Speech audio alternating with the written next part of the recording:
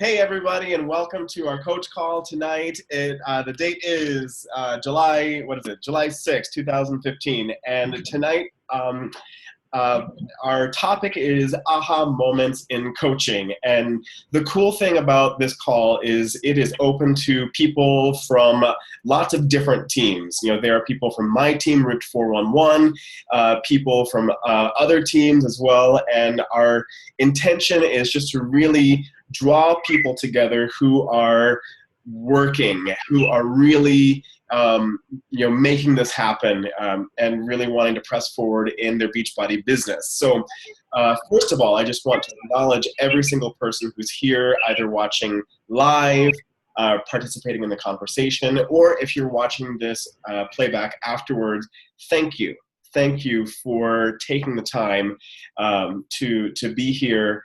We've got a lot of other things and distractions that are going on in our lives, and it's just really great to know that, you know, I'm surrounded by several other people here who are, you know, really finding what's important to them and putting this in as a priority. So, you know, tonight we're talking about aha moments in coaching, and there are people here who have been coaching for many, many years, and people who've been coaching for just a few months.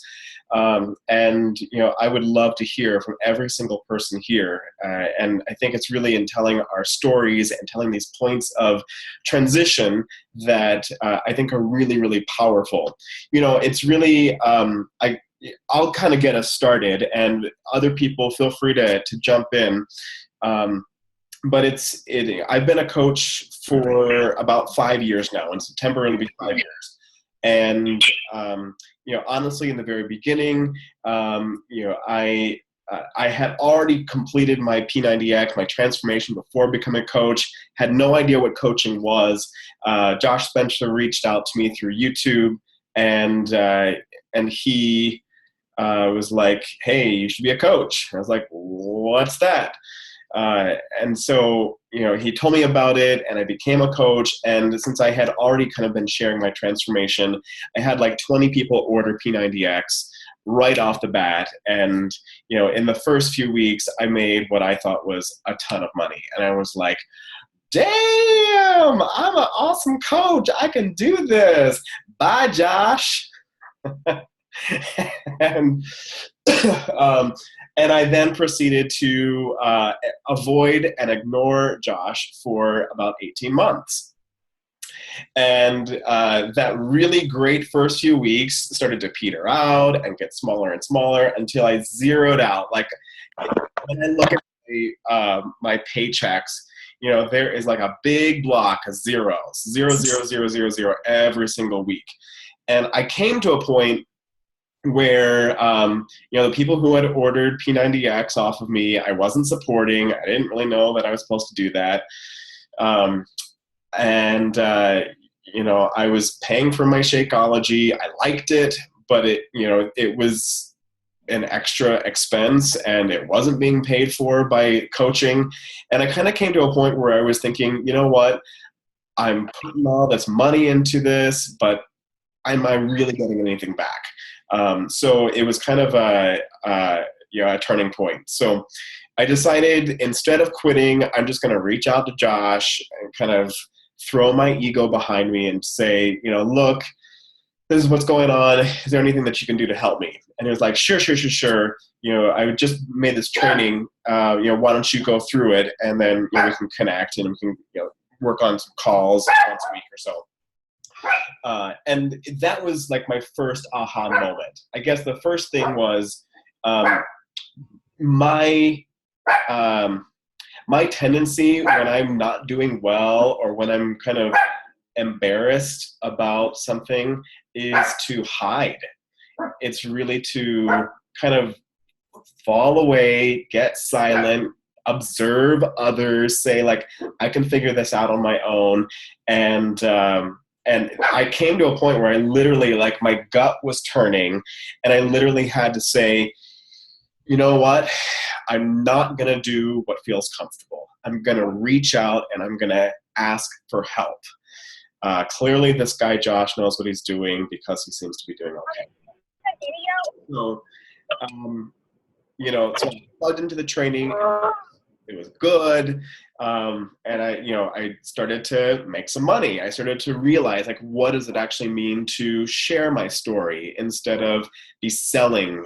What does it mean to support other people through their fitness journey? What does it mean to, like, be a coach and not have this be about myself? The less it became about me, the more I became successful. So that went well. There's a boot camp, the Superstar Boot Camp, that he and Hillary Kelly and Mike Ryan put together. I became a part of that, the second one that was ever done.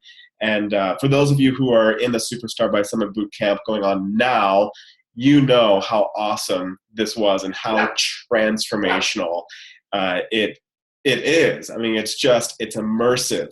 The content, the structure, being around others who are really making things happen, and you're looking around, you're like, shoot, I got to get my stuff done.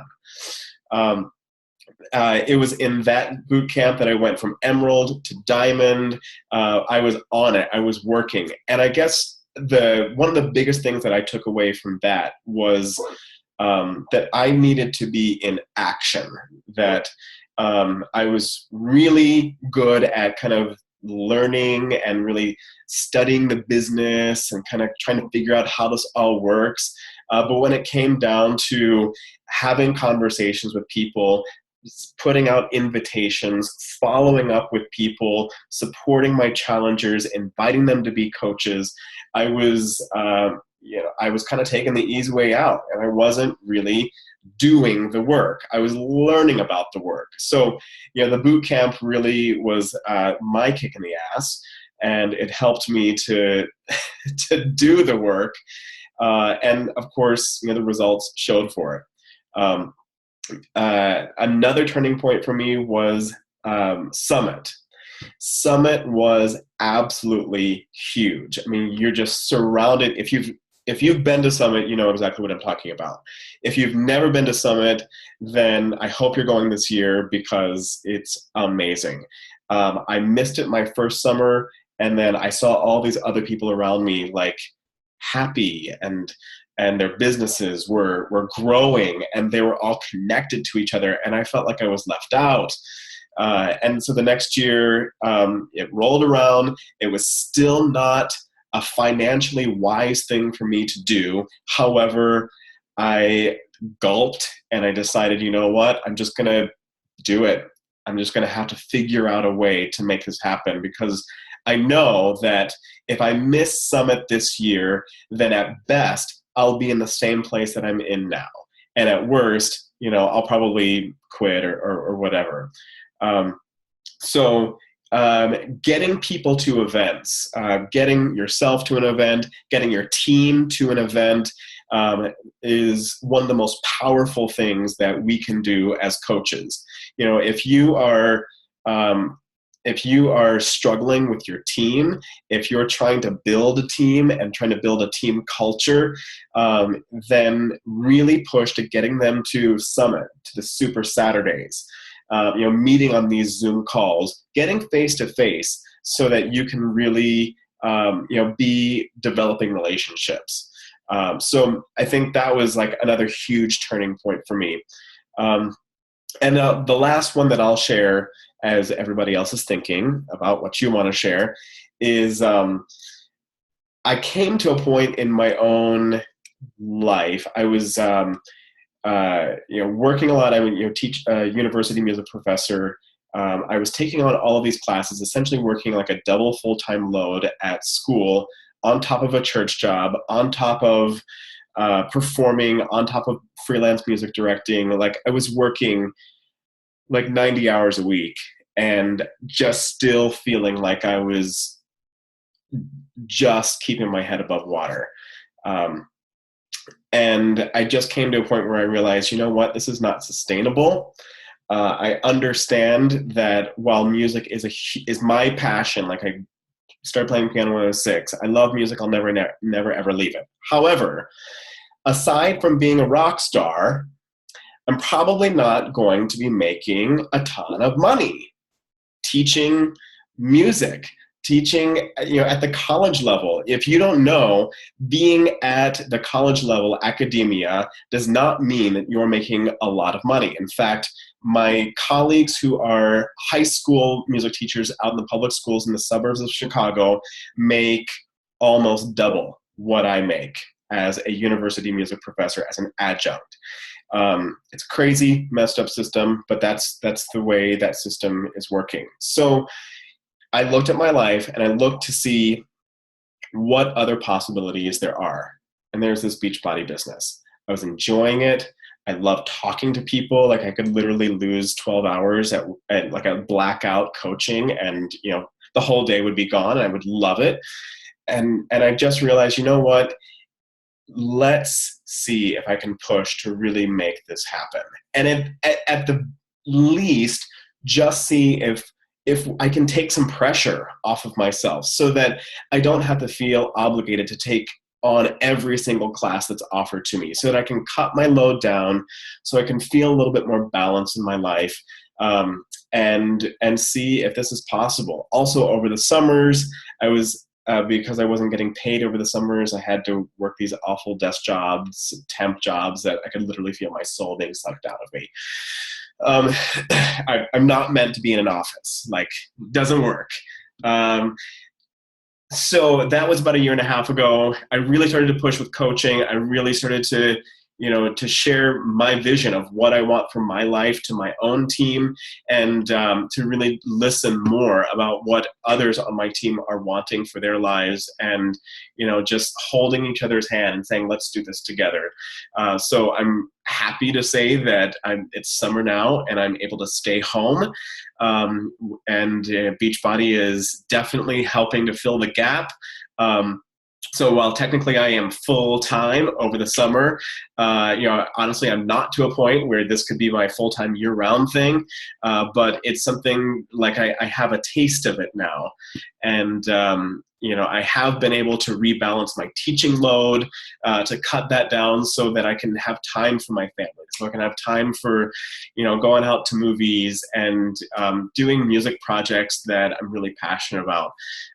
So I guess that aha moment is just really realizing the tremendous opportunity that was lying ahead of me, and just deciding to go for it. So I will pass this off to anyone else. This is kind of an unstructured thing. What were some of your aha moments?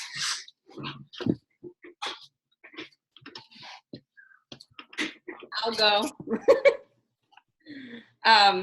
Mine was in September of 2014, and I was miserable with my social work career, overworked, underpaid, and I was miserable with my personal life. I was still going through the depression and binge eating from my divorce. And I realized that if you're not happy in your personal life, you should at least be somewhat happy 8 hours of the day at work. And if you're miserable 8 hours of the day at work, and then you're miserable all night, why are you living? What are you doing? Like, what is there to live for? And I had gotten reconnected with Ruthie in August. I mean, I'd known her for a couple years, but we didn't really, I was going through all my stuff. I kind of became a hermit and got away from Beachbody for about a year. And she was like, I think you should try coaching one more time. And I'm like, why? And she's like, because you're awesome. And I'm like, okay. So after not having any support from my managers at work that I was having issues with, I up and quit my job on a Tuesday morning at 9 a.m. with no plans. I was like, screw you guys, I'm done. And I got in my car. I looked in the mirror and I just had this huge sigh of relief. And I'm like, I'm a full-time coach. Like, that's it. That's what I'm doing. So I took the weekend off, did my thing, partied. And by Monday, I set up shop in my kitchen. I made a schedule for myself. I started doing personal development. I started networking all day. And there we go. Took off. Oh, and I decided to listen to Ruthie's advice and be more vulnerable and transparent and share my struggles to the world. And like you said earlier, Michael, not everyone's going to like what we share. My mom was mortified that I was sharing about my divorce and posting pictures of my weight gain and all this, but that's when my business really took off because people saw that I had struggles and I was human.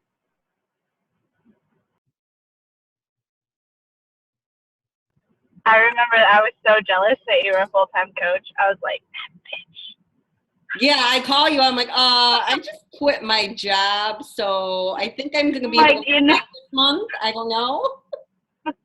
I was so mad. I was like, God damn it. It's another 2 years before I can do that crap. I was so mad, but so happy at the same time.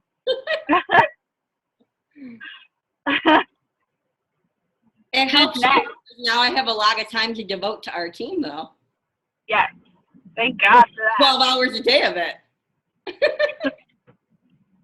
Well, I guess I'll share one of my really big aha moments. This is one that wasn't like really big part of my. I didn't really think about this all that much until it happened, and I was like, oh crap. So my very, very first Super Saturday was in September or August, I can't remember, of 2013. And it was like, we did like a Turbo Fire workout, and we had like Megan Ewaldson and Ryan Chapman. They're on like the market council out here, and they're elite coaches. And Megan Ewaldson, like, she was rising to the top. She had just become a coach, just hit elite, like in her first year of coaching, and she was sharing her story, and I was like, oh, so stoked, because I thought I might be able to relate to her, because I know she had a lot of eating disorders, or she had experience with eating disorders, and I did too. But I actually connected way more with Ryan Chapman, and the reason being is because this is a guy who is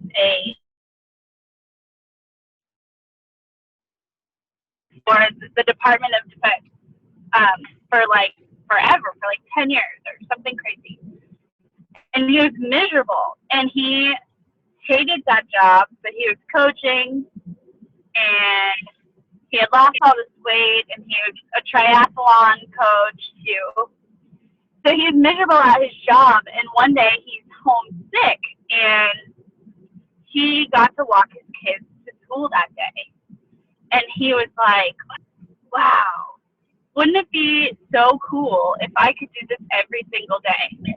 And at that point, you know, I think I had just hit like Ruby, and I was like really getting serious about coaching. I was starting to like take off, and I was like, I just burst into tears. And you know how Jonathan, I don't know how to say his last name, Schlinger or something like that. I don't want to butcher it. But he always talks about how your why has to be so emotional. And I had just been in like such an abusive relationship that like my emotional like senses, like my emotions are just like totally cut off. Like that was the first time I cried about my son being my why in like I think ever, because it wasn't so much about being able to walk into school every day and see him get on the bus and be there for him, but the personal freedom that all of that came with, like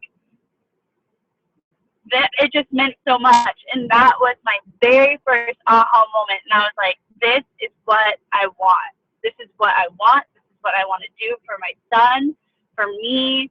Like, I want that personal freedom. I want that, and I'm going to make it happen. And it was just crazy. Like, I'd never cried in public like that before. It's kind of embarrassing, but it was cool. Like, I was more motivated after that. Live events, get to live events, than any other like team call I had ever been on or anything. Not to say these events often, but live events are pretty powerful. So that was like my very first aha moment as a coach. Yeah, that's awesome. I guess 2 points for live events now. That's awesome. I am curious about Brandon. Hey, can you hear me? It's just cutting up a little bit. Is your signal low? Can you hear me okay? Yeah, that's much No, better. better now? Yep. Sorry, I'm using my computer for the first time, so it's kind of hit and miss. But can you hear me? Yep, we're good. Okay. So, I can't say I have like one specific aha moment. It's been a few years of different aha moments. My kind of story, I got into it because I wanted to be a discount coach. I was ordering Shakeology. I was like, you know what? I Googled online about all this stuff. I was like, I can save 25%. I was like, why not? So I signed up. And of course, right away, my coach put me into the coach team pages. And I was like, okay, cool, whatever. And I was kind of looking at what the other coaches were doing and going on these trips and all this cool stuff. And I was like, wow, that's, kind of cool. The things I would love to do and obviously is not possible now. So I kind of started flirting with the idea of coaching, and my wife in my life where she came down with some medical issues, and it was going to be a rough year or so of her going through some treatments. And it was hard for me because I had to sit there and watch her go through this, and yet she had to get up and go to work every night. She was working night shift, and so was I. We worked in the hospital, and it was hard for me to watch her go through that. And in my mind, I was like, I'm her husband. I'm supposed to be supportive.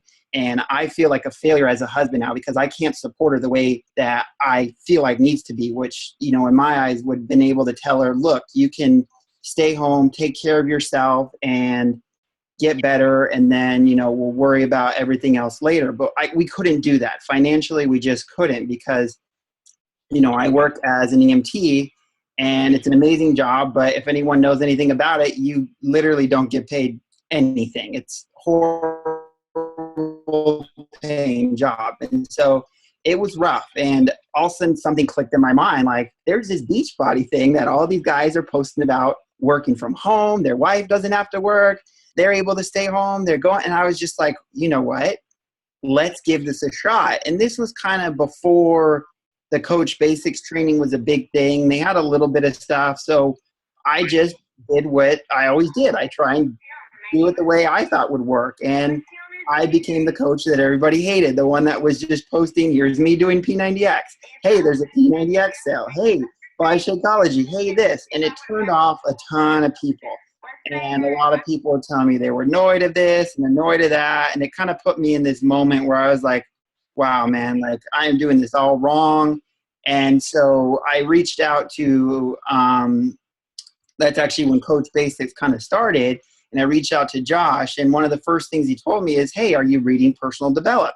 And I was like, no, actually I'm not. And he's like, that's one thing you really need to start doing. So from that day, I literally read personal development every single day. It's been a huge thing, and it's been helped me grow as a person to be a better person. So that was kind of another aha moment in there, is that Josh telling me to do that and saying, you know what, I got to listen to this guy. So then I went through the Coach Basics and started learning a little more. And, I went to Summit and things started growing. And I'd always get these kind of spikes and then things would dip. And I realized a lot of it had to do with my consistency, and that I was kind of, I'd be pushing a bunch of different things and then I really wasn't. And it just kind of, I don't know, things just weren't going the way I always wanted. And so, along that path, there's been so many aha moments that's led me to where I am. I can say, going to Coach Summit and going on the success trip to Cancun, even though we had to pay for it a lot out of pocket, it was a huge aha moment. Just being surrounded by so many people and talking to all the different coaches, it kind of clicked in my mind. One of the main reasons I got into it is, yeah, sure, I want to turn to business, but I got into it because I wanted to be a part of a community of people and connect with people that were like-minded like me, that had the same kind in going to Summit and going to Cancun, that I'm having these opportunities. You know, even if I'm not making a bunch of money with it, I'm connecting with amazing people, making amazing friends along the way. And it made me happy having that. And, you know, it was always still a struggle with the financial stuff. And I think along the way, a lot of it is I let my own personal struggles get in the way of my business. You know, if we were struggling financially, I would kind of take it out of my business. Like, oh, I need to push my business isn't growing, and my coaches aren't doing this. When really it was my own personal struggles where that I needed to focus on, you know, doing it for the right reasons as opposed to just trying to help my bills and things like that. So, I mean, there's, you know, there's a lot of other aha moments I can say. Like even now, I got to be able to be in the Superstar Boot Camp this round, and it's been huge and it's been amazing. And there's so many things I've learned in there that just were like, oh my gosh, like this is what and just doing things the right way and consistency and all that. And even tonight, you know, hearing the call from Jimmy Hayes in our Superstar Boot Camp was just absolutely amazing to hear his story, because I related it to it so well, because my story comes from, you know, my failures in the past. You know, growing up, I didn't know what I wanted to do when I grew up. All I knew is I wanted to make money, somehow help people, go on cool vacations and all that, but I didn't know how I was going to do it. And my first job was as a lifeguard. And after I left being a lifeguard and I started doing other jobs, things just never felt the same. Like I never felt well in a job. I just felt like I was doing something and I felt like something was missing. And so when I became an EMT, it clicked. It was like, you know what? I have this passion for helping people, and I had it with lifeguarding. Now I have it back with being an EMT. And the main reason I got an EMT is because I wanted to be a firefighter, and I went to school and did all that for that. And after 8 years, I never got in. So it was just these constant failures of things of trying to get somewhere and it just not happening. And, you know, then that came for the next step, which was to go to nursing. And I was not doing well in the classes. School just was not my thing. And it was just another failure. Like, look, nursing is not working. And so that's where the struggles came. And then it came back to this click to Beachbody again, because it was like, you know what? Beachbody allows me to live the passions I want. You know, being able to connect with amazing people, being able to travel to these awesome places, Nashville, you know, I've always wanted to go there, and we get to go there in a week. And, you know, being able to help people. So all those things together clicked in me and have helped me grow every single time that these moments happen. So each day I almost have these aha moments that are like, oh my gosh, and it grows me more and more. And so even though, you know, my business has been doing this, you know, it hasn't been up here where I feel other people have gotten, it keeps growing because of constant aha moments. So I can't say there's one, but I feel like, you know, there's so many moments that help propel me to where I've gotten today and to where I'm going to be in the future. Yeah. I mean, right on, Brandon. It's just awesome to see your tenacity. And I also echo just how awesome the call with Jimmy Hayes Nelson was that happened about an hour ago. You know, when he said, you know, our task as coaches is to reflect on who we were 3 steps ago, and that's the person that we need to search out for. Like, that's our lifer. I was like, yeah. Awesome. I started taking notes right away. I was like, what was me 3 steps? Okay, this, oh. Yeah. That was, yeah. Right on. Man, awesome. Thank you. I'm perfectly willing to call on somebody else unless anybody else wants to jump in. If you're feeling like you want to listen, you should probably be the one next to talk.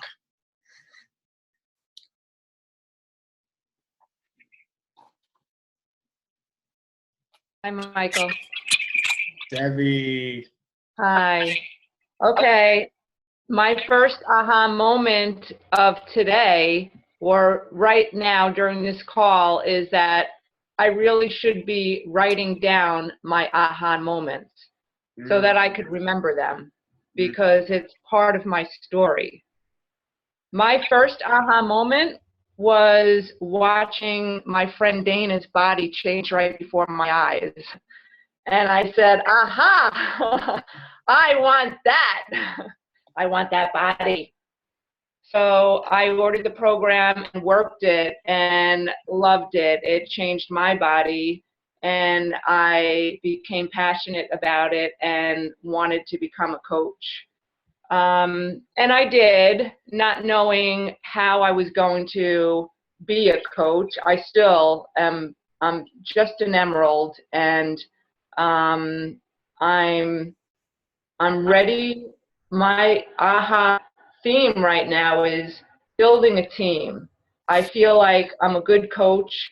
I'm a product of the product, but I know that I need to get organized and learn how to build a team and how to train the team. So that's where I am right now, but a couple of more aha moments was creating a space that I wanted to go to every single day. So I created a workout garage.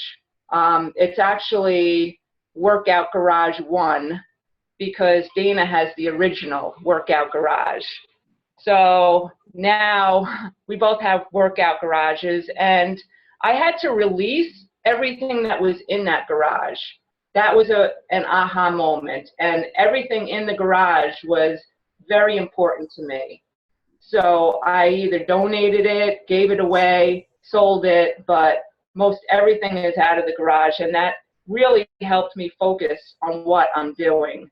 So now I have my fixers. I coach the 21-day fix. Whoever's local, come work out with me as much as possible, because that's another aha. The connection with my people, is so strong because of that, because we work out together and we see each other, and the connection on the challenge group that we run, it's just so important.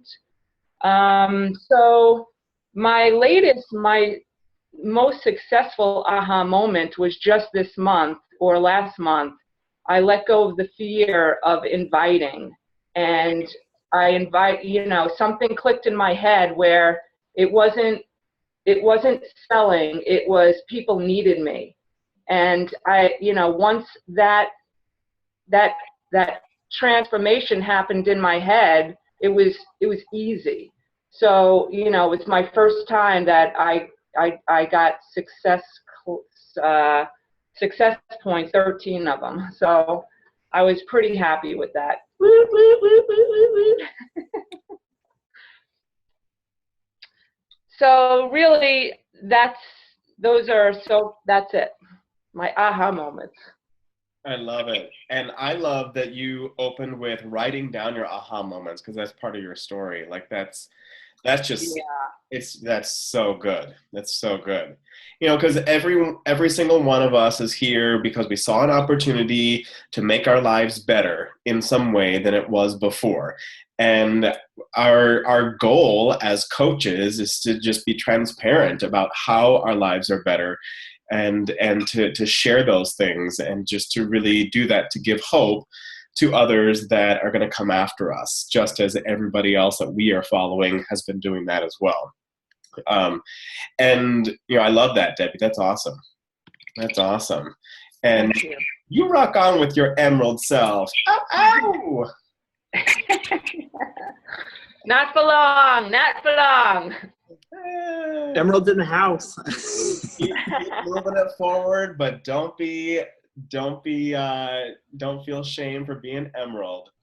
You just rock it. Just rock it. Thank you.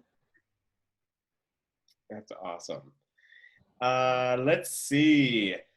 David, I would love to hear from you. Hey, so I guess I have two aha moments. I haven't been coaching very long. And like the first several months that I was coaching, I just signed up as a coach and didn't really do much around it. I didn't even sign up my wife until fairly recently. So 2 aha moments. One was, so I really love interacting. When I took that DISC test, I mean, my interacting is like off the charts.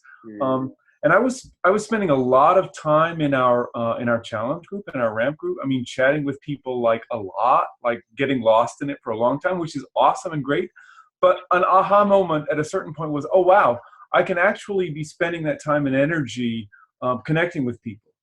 And but then I had the thought, okay, so how's that going to happen? How do I find these people? And Michael, I think it was something you said. I mean, just getting the idea that, oh, I can just Facebook friend people, and there are all these people that I have multiple mutual friends with, and I belong to a couple of organizations, like my men's organization. So there are all these people that are out there that I have like 20 mutual friends with, and I'm not friends with them, and I can just friend them, and most of them are accepting my friend request, and it's really cool. And so it's like now, so I just posted a results picture, and I'm getting likes on them from people that are recent friends, you know, so I'm going to start conversations with them. So both of those were aha moments for me, like that, and realizing that, I'm at a place in my workouts where it's not about my getting support from the ramp. It's about what I can give, both in the ramp, but also just everywhere. And it's just all one thing. Yeah, and if anybody here has not seen the results pictures that David posted today, David has abs now. I do. He has abs. I'm just so excited for you. And I weigh 30 pounds less than I did 2 years ago. So yeah, man. Just amazing. Just amazing. I mean, I knew from the very beginning that you're just a natural interactor, and like that's just it's your heart, it's your life, and you know, just the way that you encourage others, it's truly a gift. So, you know, I think that it's awesome that you found a way to really use that strength to reach out to more people. Thank you. Cool.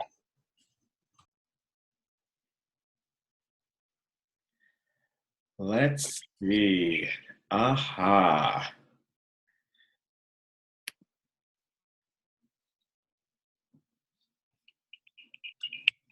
Okay, Pete, it's up to you. I don't know. I think you're going to call me. I was just waiting. I would say, let's see, I've had several aha moments. I think the most important one was, I would say, mindset, which I know Michael helped with that a lot, and so did some other coaches. I think once my mindset changed, which it's still in the process of changing, it's just been kind of like that aha, like where I do have what it takes to do it. So, and part of that was not comparing myself to like everybody else that was doing pretty much so well, where I'm like, I just have to look like I'm making success, even though things might be small, you know, small steps. I'd say the other aha moments, which I'm having several of them, is in the Superstar Bootcamp. There's been so many awesome assignments. I still have to do mine for today, working on it. And, but it's like I've spent hours doing the assignments, and then I go back and I'm like, I missed like I spent hours making like a different list, and I still didn't list everything. Or like I need to add that to my ideal client list. So it's like it's constantly like I'm going back and changing things. Or, you know, Michael did Instagram stuff, and so everybody's updating their profile. So I updated it, and then people are like, Pete, you need to get rid of that or do this. And so, you know, I've been constantly revising and changing. And so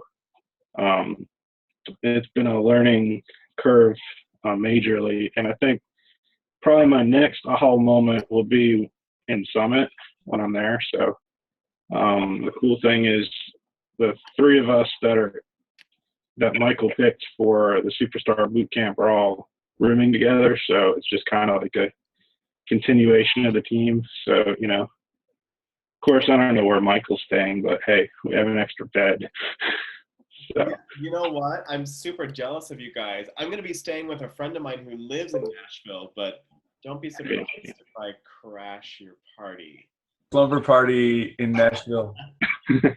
So, but yeah, it's kind of cool because I was like, we're all rooming together. That's pretty cool too. So, you know, we're working together through this as a team, and it's just been an amazing like few months so far, you know, since I've had like the aha moments, you know. So yeah. And Pete, you just keep building and building. I know last week Colleen was just saying like she noticed a difference in you. There's something different in your energy, and you know, I just see every single week and every single day I see you rising to the occasion and just getting it done. Your leadership skills have just really shown in the Superstar Boot Camp and the support thread. I mean, it's awesome. You're doing good stuff. Super proud of you. Thanks. Of course, I was tired as hell last weekend, so I'm surprised she noticed I was. Yes, sir. Yes, sir. I think Adam should go next. So since, you know, he's the quiet one tonight. It's weird. It's like he lost his voice. Oh, God. I'm here. Well, a lot of my aha moments are similar to the other guys in here. But my biggest aha moment was about, we've talked about it before, but it was about a month and a half ago when I really just stopped with all the BS that I was doing that was like busy work. Just like working on websites and scrolling Facebook and, you know, just that kind of stuff. And once I did that, my business is just taking off big time. I mean, it's something that I knew because Josh has been saying it since day one. But, you know, you hear it and you think you hear it, but you don't really hear it until you have an aha moment and you're just like, okay, that's what I should have been doing this whole time. So about a month and a half ago, I guess, I just stopped doing all the stupid stuff and got my ish together and just been doing what I need to be doing, which is, you know, relating to people and talking to people and forming good relationships with people. And it's been awesome. I mean, it's been really awesome. I'm talking to 60 or 70 people every single day. It's just crazy. A lot of conversations. So that's probably my biggest aha moment as of recently.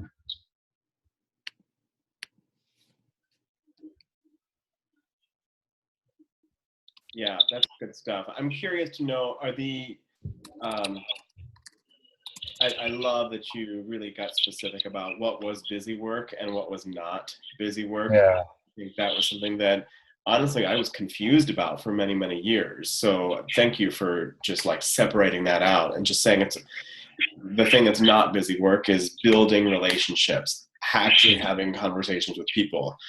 I'm curious to know how are you managing all of that? Talking to 60 or 70 people every single day is a lot of people. Yeah, it's pretty crazy, bro. I was just talking with Josh about a few hours ago, and I just said, this is crazy. Like, I know, like, top coaches in the business, that's kind of like what they do. I mean, they just have so much on their plate, and they just become masters at multitasking, is what he said. He's like, you just step up to the plate and handle it. You talk to people and you set a schedule, and you don't sit there for 30, 40 minutes talking to one person. You make them respect your time, which is basically, I mean, not in an arrogant way, but you'll get back to them when you can. You know, they've got to understand that you have a business to run. obviously this is when you get to the fitness part of the conversation, but so what I've been doing is I just been throwing little one-liners out there. And when they come back at me, if I feel like saying something back to what they replied to, I do. If not, I move on to the next person. And I just kind of weed out like who is really serious about even talking, for one, because not everybody wants to talk. And two, who's ready to take the conversation to another level. And when they are, I just start forming, really strongly and really aggressively taking it to fitness as fast as I can. And then we all know where that leads to. But so, yeah, I mean, I just stopped with all the BS, I mean, I think a lot of people, I think 99% of all Beachbody coaches center their business around Facebook. So it's like, because it's free and it's easy and it's just where everybody's at. And I think you just get caught in like the Facebook zone, like where you're just scrolling and you're liking and you're commenting and you just get so lost. You watch a video and it takes you to somebody else's page and then somebody else's page and you don't even know where you're at 5 minutes into it. And you really get trapped. I mean, so like, I think once you ignore those red buttons up top, and you just focus on that middle button, which is your messages, and just talking to people every single day as often as you can, to as many people as you can. And I think, if everybody just did that for at least a few good hours a day, your business would just explode, man. I mean, just explode, because in the end, relationships is how you build your business. I mean, it's not websites, it's not Facebook, it's not Twitter, it's relationships. So once you start building relationships, everything else follows. Yeah. I mean, I think if we can like kind of narrow down what are the essentials of coaching, I would say definitely finding new people to talk to is a huge part. Then the second thing is developing relationships with them, just honest relationships. The third is inviting them into whatever you're doing. And I guess the fourth is kind of like the second. It's like continuing to build those relationships. And I'm not very good at doing the four. I'll do it that way. And so like half of that is relationships. And for some people, we all have strengths and weaknesses. For some people, they're really good at attracting people, like they're getting friend requests and, people are coming to them. But it's very easy to like stay superficial with that and just interact with people's posts, liking things, commenting like that, without getting down to the depths and really having conversations, IMing, and building those relationships. And then there's, people who are like the complete opposite, where they will talk to the same 7 people for 9 months. And they'll like wonder, why isn't my business building? I can't do this. Nobody's saying yes. And, it's because those people have already given you their answer, either explicitly or implicitly. Like if you've invited them and nothing's happening, then, they're just still enjoying the conversation, and that's all it really needs to be there. So, the strength that you need to start building is reaching out to more people. And of course, the third thing is inviting, to make sure that yes, you're building relationships, but you're also looking to make your relationship as good as possible. And my life is better by coaching, and I know that other people's lives can be better through being a part of this awesome community as well. So it's stepping across that boundary, and instead of only asking, hey, what'd you do this weekend, it's really just kind of taking that deep breath and saying like, hey, by the way, I've been meaning to ask you, I've got this fitness challenge coming up pretty soon, are you interested? And just opening that part of the conversation. Yeah, that's exactly what I do. When I see an opening, I go for it, man. You just can't be, a lot of people get they're afraid of success, because with success comes all that responsibility of, time management and just whatever goes along with being really successful in anything. It's scary to some people because you can't take the back seat when you're successful, and people do have a fear of being successful, whether they know it or not. I definitely did in the beginning. I was doing all the busy work, all the stuff that made me feel like I was doing something, but I was getting nowhere. So Yeah. good stuff. Ugh, it's good. I so relate to that.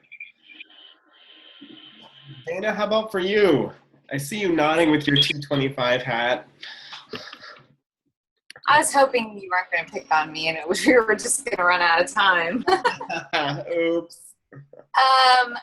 Okay, so my first aha moment with Beachbody was that I was doing it for myself. That was number one. That was first and foremost. I felt like I needed to get what I needed to get from it first, which was I needed to get in shape. I needed to feel better I was dealing with a lot of anxiety and depression, and I didn't want this to be something that just piggybacked onto that. So I didn't give myself a lot of pressure initially to kill myself working the business. I really focused on my refrigerator, my pantry, my food, my working out, and making sure that it was a habit that I could do without really thinking about it too much. And so I guess my first aha was being a product of the product. The next aha was I knew that my husband was probably not going to be very thrilled with me if I wasn't at least paying for my Shakeology. So my next aha moment was I have to be Emerald. And so figuring out how to do that and make sure that I stayed that way, that was a priority for me. My next aha moment was I did not want to do this without my friends. So I found people that I thought were going to embrace it like I did. Debbie, I knew it took me a while, believe it or not. She's so passionate about it now, but in the beginning when I would bring it up to her, it was not, she was not the same about it. And so I took my chisel and I just wore her down. and it's always been my dream to have a business and do a business with my best friend or somebody who I just love being around. And so, that for me was my next step. I'm with a few of you where I go through Facebook and I get caught up in the feeds and I get caught up in the stories, and then I find 8 hours has gone by and I haven't done jack, what. And so that has been my next aha moment of, actually doing something, getting something accomplished in the 8 hours that I'm online. It's really spurred me to action that Debbie's got her shit in gear and she's moving forward and going. And I'm like, all right, we're doing this. We're going to, I was doing self-help, the 3 vital behaviors, not fully the inviting, because that is the hardest part, I think, for everybody. So it just doesn't always feel so natural, and you don't want to feel like you're vomiting this stuff on them or that you're selling them this stuff. I believe in it, but I don't always feel like it comes off that way in the moment because I'm so worried about that I sound like I'm selling them something. Do you know what I mean? Like, if you just relax and go, I'm getting so much out of this and I know that they're going to get just as much out of it, it comes off right. So that's pretty much it. I'm going to Summit. It's my first Summit. I actually am going to be going with Hillary Kelly. So I'm very lucky. I'm her personal photographer. So I'll be following and shadowing her around to, all her events. I'm staying in a house with a bunch of other coaches that are doing really well. So I'm Emerald, I'm low on the totem pole, but I'm going to suck up everything like a sponge. And I'm going to pass it on to Debbie. Next year, Debbie will go. And I know that Summit is hugely important and it's going to get me very excited and pumped up. And I'm hoping by October, I'm going to be moving ahead. So Sweet. that's it. Sweet. Well, I am excited to see you in Nashville. You know, it was so great to see you and Debbie in Florida a couple months ago and just really connect and just be, you know, like just next to these, rubbing shoulders with these just passionate people. And, you know, I mean, Yes.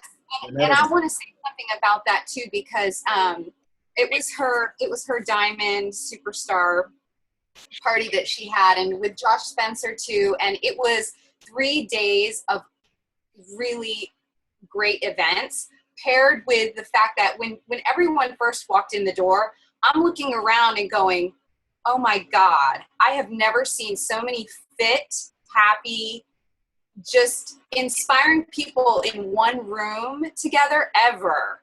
Like, I just couldn't get over that. You know, I'm a photographer, so for me, everything, I'm echoing that. I look at everything people are wearing, how they and that all hits me first before it's visual. So it just got me really excited, and I'm like, this is what I was meant to do. I was meant to be around people like this. Mhm. So. And you took some kick-ass pictures. Thank you. They were good. They were good. Guys, if you haven't seen her photography, check her out. She's awesome. Thank you. Sugar Bell Photography. That's awesome. You know, I also want to just, this has been such an incredible call. I want to respect our time, but also, you know, if there's anybody else who hasn't had a chance to share their aha moments, you know, I always hated it when I was like the last person to not talk, and I was so determined just to listen, and I'm like the worst at that, as I shared earlier. So, you know, however, I know that everybody has their time. So if you have been kind of burning with one observation, feel free to jump in, take yourself off mute, kick it into high gear. I have a question. Yeah. Agam, I think you about how when you just stop talking to someone and just the people that you're still talking with for like months and months, and it just gets old. I have an issue. I don't know where to start. I always have this hope that one day they'll latch on, you know, like how do you draw that line?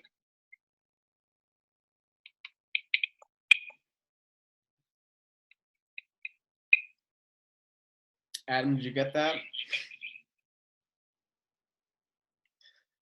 Can you hear me now? Yeah, I can hear you. I didn't catch any of that. It was echoing bad. Cassie, you want to try that again? Okay. I keep hearing myself talk. Let me mute myself. Hold on a second. Okay. I keep hearing myself. I can't do it. I can go ahead and summarize. I know sometimes that echo kicks in. It's super annoying. So Cassie was just saying, a lot of times she has these conversations that go on for months and months and months, and she's never quite sure, you know, if she should like wait it out and wait for the person to eventually come around and to, you know, to kind of accept an invitation, or to really engage in that conversation, or should she kind of move on to other conversations? And so she was curious about how you did that. Well, I offer clean eating groups. So I never really get too many rejections because I usually transition people from a clean eating group. I run like a 4-week progression group, which is totally free. And by the end of the month, I got them. So I run challenges as well. But some people they enjoy talking to me all the time, but they weren't doing anything. But then I don't want to be an asshole and just stop talking to them because we're, you know, I want to keep friends. Well, the way I work mine is I just run them through a 4-week cycle, and it's all totally free, and it progresses from they need to start off the 7-day clean eating group, and it turns into a clean eating fitness, and so on and so forth. Totally free, nothing, no big deal. And my goal is by the end of the 4 weeks, to have shown them enough value in coaching, having me as their coach. They're starting to see results, and they want that next step. But when I'm talking to them, it's pretty easy to get them into a clean eating group. I mean, it's obviously it's always free, and if you're on the topic of fitness, 99% of the people are just, yeah, let's do it. So then once you get them, it's your job to show them value and take them to a challenge point. But I don't know. If it's been a while and we've been on the topic of fitness and nothing's happened, move on, I guess, I mean, I don't know. I'm in so many conversations that I just keep the new conversations going. Always bringing new people in, always bringing new people in. I mean, I'm probably starting like 5 to 10 new conversations every day. But I'm also stopping a few conversations every day from people from weeks before that haven't done anything. So, I don't know. I just sent you a chat with a couple of questions. Yeah, just message me on Facebook. Okay. Yeah, I have to say that I relate to that a lot as well. There are conversations that they all move at different speeds. Some of them go really quickly, and then others are super slow. And it's kind of like the point where we get the conversation where they say, yeah, I'm interested, but it's not good timing now. And so I still keep them on my list to stay in contact with them because I don't want to lose that connection. But I think for me, a tweak that I need to make with that is just maybe adjusting the frequency of how often I get back to those people. If they've said like, I'm moving now, and but once I settle in, I'm totally in for it. Maybe instead of messaging them and kind of carrying on conversation every day or every other day, maybe it should be like every few days or once a week or so, until we get closer to the time that they say that they're ready to go. However, I have noticed that while there are people for whom timing is an issue, either like life events happen, traveling happens a lot during the summer, I have noticed that when it comes back to the time where they say that they are ready to join, a lot of times something else has come up. And it's not really an issue of timing, but it's really an issue of whether they're ready to do something or not. Because on the other end of the spectrum, there are people who like jump in and say like, you know what, I definitely want to do it. I know it's starting this Sunday. We're taking a 4-day family vacation to Disney World that week, but I think I can just make it work. Like those are the people who just show me like, oh, that's what it looks like when somebody's ready. So I think I just have to kind of keep in mind that, for the people who are kind of stringing along for months and months, that, that's okay. And, they'll come around in their own time, maybe, or maybe not. But I don't need to necessarily invest a lot of time in those relationships. I agree. It's all about the value that they find in the program. And you can try and create that value, but they have to see it themselves. Otherwise, they're going to find they're saying no instead of saying no directly to you. Finding an excuse that way, eases it. But once they find that value or that need within them, look, I've tried these other things that I need. That's when a lot of times. People come back a year later and we're like, hey, let's it's kind of time, but not completely ditching them. Every once in a while, check. Yeah. And Adam, doing a 4-week free challenge. I've never heard of that. I think that is unreal. That's amazing. Yeah. Well, me and my success partner, we started doing that. And it's been awesome. We just start off with a 7-day clean eating group, and then we progress them. The next 7 days is a 7-day clean eating with a 30-day simple fitness of their choice. And then we do a 14-day challenge with nutrition, fitness, and then we throw in, like every other day we throw in a challenge, a push-up challenge, or you got to explain your why challenge. We just throw in crazy stuff, challenge, squat challenge. And by the end of the month, they seem to kill a result. But we don't do everything, obviously. So the next progression is a 30-day challenge. So we run a 30-day fitness workshop, we call it. And we get them in that fitness workshop, and then it kind of just cycles through every time. So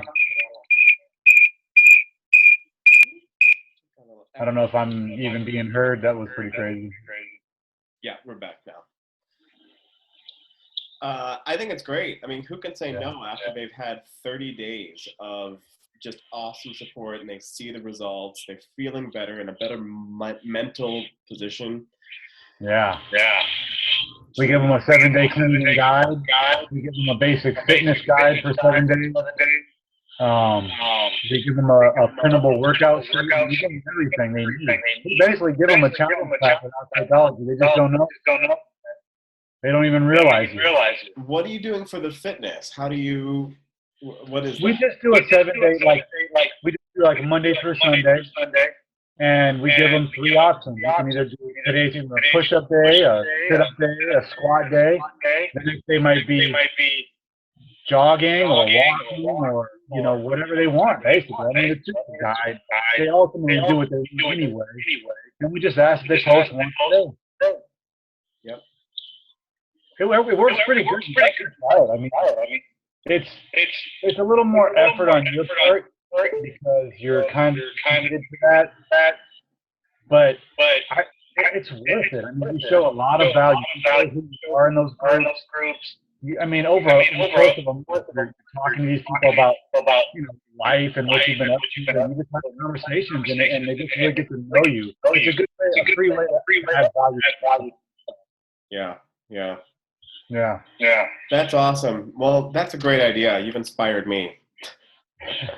Pete, is that something you think we could do as a team? Yeah, definitely. Sounds like a plan. Say it again, Pete. Sounds like a plan. We'll talk about it at Summit. Yeah, we'll talk about all that. I know, we've done free clean eating challenges. I've also done a water drinking challenge that turned out really well. It's funny because there'll be people who participated in that like a year ago, and then all of a sudden they'll be the ones who come to me and ask for help, even if they don't immediately turn into like a challenger, with a challenge pack. So, I think that's we've had people go through a 7-day progression group twice before they commit. I mean, it's just some people just take longer, Yeah. But it definitely works. The model works. I mean, if you work it the right way, it's a successful model. And it's easy, you just throw them in that free thing, and you give them all this free content, and they love it. They love you to test. And they're seeing a little bit of results. They might have lost 10 pounds in a month or 5 pounds, learn some good eating, and then they want more. They want better, faster results. And then they're like, okay, here we go. Mm-hmm. Yeah, I love it. That's really good. That's cool. Cool, guys. Well, thank you so much for being a part of this call. I mean, just everything that you said was awesome. And I know it's kind of selfish, but I'm getting all the stuff for myself. So, I'm stealing all your ideas. Thanks. But I appreciate you guys. And, next week, we'll have another coach call next week, which will be the one right before Summit. So I haven't decided what I want to talk about, but if anybody has ideas about what would be really helpful for them, I'd love to hear. I've been wanting to do one forming for a while. A lot of people need to really hone in on their forming, including myself. On forming. Yeah, forming is huge. How does that sound, guys? Forming? Do some role plays. Peter. Peter. I'm multitasking. Come on. Role playing, buddy. One thing that we've done role plays before, like talking one-on-one, but I find another way that doing role play has been really helpful is actually through typing conversation, like do a screen share and do a role play typing, because that's the way most of our conversations happen. So, if that's something that you guys would be interested in kind of, sharing and taking a sneak peek of, I'll share kind of what I've been doing that's been working really, really well. And, I'd love to see what's been working for you guys as well. We could do some role play from forming. Awesome idea.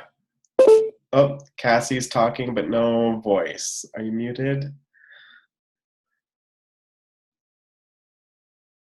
Take yourself off. Yeah, I've done role plays as well with Public Success Partners, and then hosting my coach group. And it really opened a lot of people's eyes. They were like, "Is that simple? You say hi, how was your day with people? You ask them what they like to do for fun." I'm like, "Yeah." Yeah. Just, it's really not that hard. You just have to find something that you can work with and build from there. Yep. Awesome. Sounds like a plan. All right, folks. Have a great night and get to work this week.